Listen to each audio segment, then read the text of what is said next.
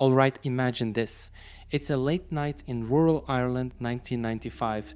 No smartphones, no Google Maps, just dark roads, random phone boxes, and the hope that someone will actually stop to give you a lift home. Now you're on the phone with your friend. She's laughing, chatting, trying to thumb a ride at the same time. You hear cars pulling up, that crunch of gravel when someone brakes too fast. Then she says the words, "I've just got a lift." And click. The line goes dead. No goodbye, no talk tomorrow, just silence. The next morning, she doesn't come home. No one ever sees her again. That was the last known moment of Josephine Joe Dullard, a 21-year-old from Kilkenny who walked straight into Ireland's most haunting mystery. And the worst part? That phone box, just an ordinary, boring bit of street furniture, became the stage for her final act. Okay, let's talk about the people in this story because every mystery has its cast. First up, Josephine Dullard, but everyone called her Joe, 21 years old. From Callan in County Kilkenny, she wasn't some shadowy figure, she was real, alive, and just trying to navigate life in the mid-90s. Friends said she was bubbly, fun, a bit restless. You know, that stage of life where you're figuring it out, but also just living. Then we've got Mary Cullinan. She's the friend Joe called that night from the phone box. And here's the awful bit, she ends up being the last person to ever hear Joe's voice. Imagine being in that position. You think you're having a normal call and it accidentally becomes part of history. And then of course the guards. At first they filed it under missing person. But eventually even they had to admit, this wasn't a simple case of a girl who stayed out late. Something darker was happening in that stretch of Kildare backroads. So here's how the night unfolds. It's Thursday, November 9th, 1995. Joe takes the bus up to Dublin.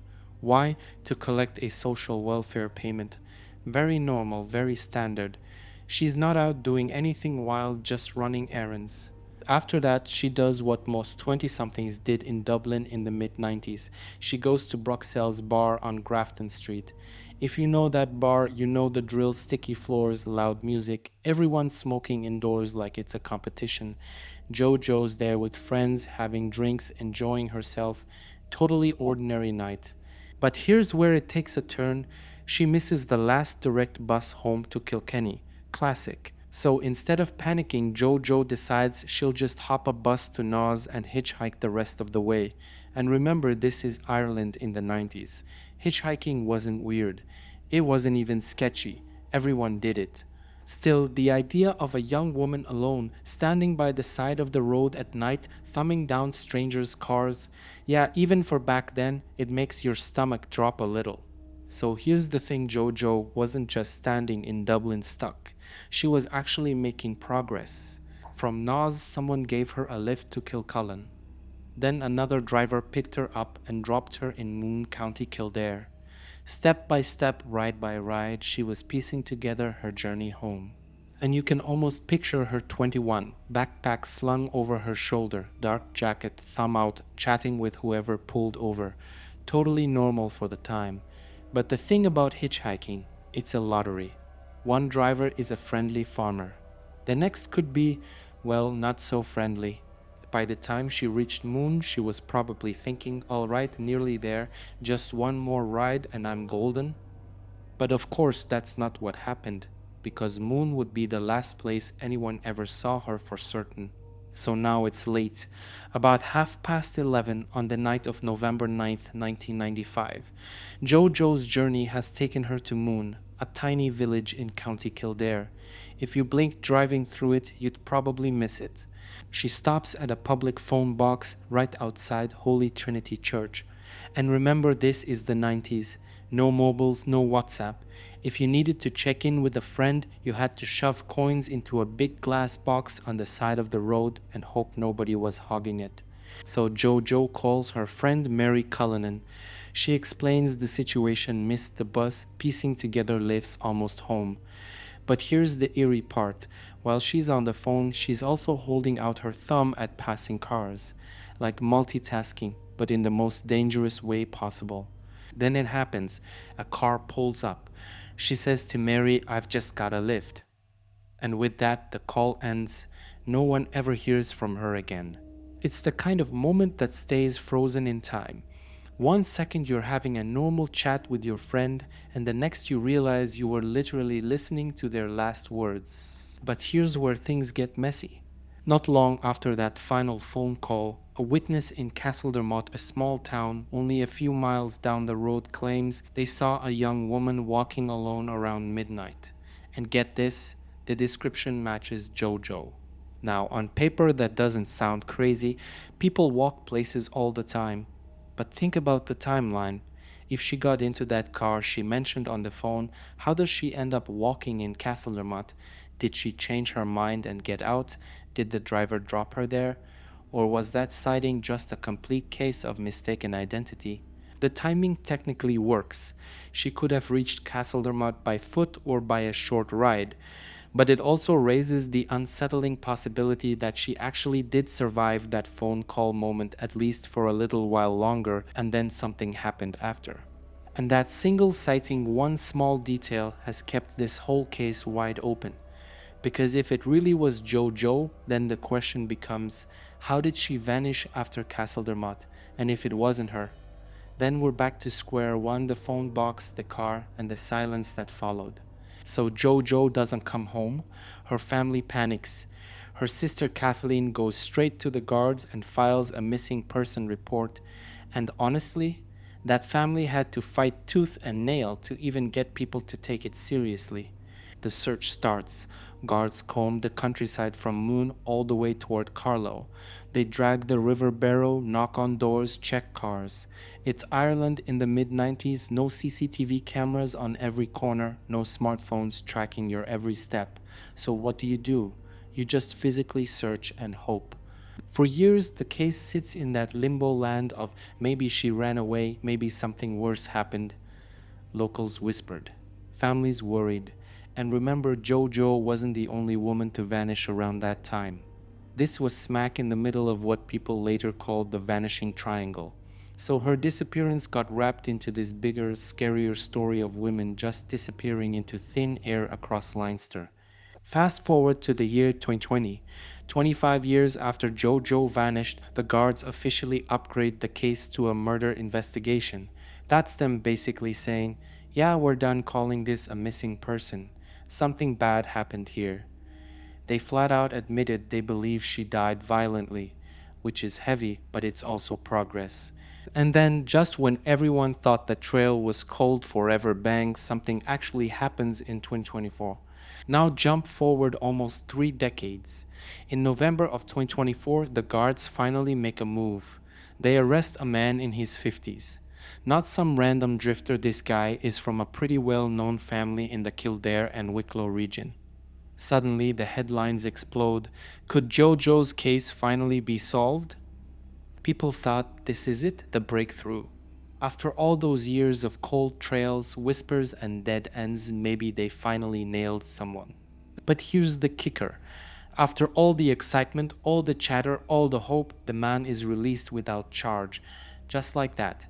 No evidence strong enough to hold him. No trial. Nothing. It was like dangling justice in front of a family and then yanking it away at the last second. And it leaves the same brutal question hanging. Did the guards get close to the truth, or did they just grab the wrong guy? So let's get into the weird details, because every cold case has those, right? First, JoJo herself. She was about 5'4", medium build with dark shoulder-length hair. That night she was carrying a black rucksack, wearing jeans, boots, and a black anorak jacket. Basically, she looked like any other young Irish woman trying to get home after a night out. Now, witnesses. One of the strangest claims is that JoJo was seen leaning into the back door of a dark-colored Toyota Carina. Think about that for a second, not the front seat, not chatting to a driver through the window, but actually leaning into the back. That little detail has had people scratching their heads for decades. And then there's the priest's story. A Kilkenny priest gets handed an anonymous letter. In it, the writer talks about people seeing things that night. Timing, movement, strange activity. But here's the thing, no names, no signatures, just hints. like someone wanted to get it off their chest but wasn't brave enough to put their face to it. That letter has hung over the case ever since. Was it from someone who actually knew what happened, or was it just a cruel hoax? Either way, it added another layer of mystery to an already twisted puzzle. And just when you think this story couldn't get any stranger, it does. Over the years, a few witnesses have come forward with some pretty wild claims. One truck driver said he saw a young woman naked and screaming running through Moone that same night. Now, was it JoJo? The guards looked into it, but they never confirmed. Maybe it was her, maybe it was someone else, or maybe it was one of those stories that grows bigger every time it's retold. Then there's the big name that always gets dragged into these conversations, Larry Murphy. If you're from Ireland, you know that name. Convicted rapist. Straight up monster. He was active around the same time, and people immediately went, it must have been him. The problem? The investigators eventually said no, he's not a suspect in JoJo's case. Which, fair, but once you drop his name, good luck convincing the public otherwise. So now we've got a possible sighting of her running in panic and the shadow of one of Ireland's most notorious criminals hanging over the case, but officially no solid connection. Just layers of confusion piled on top of a mystery that was already ice cold. So let's talk theories, because every cold case spawns a million of them.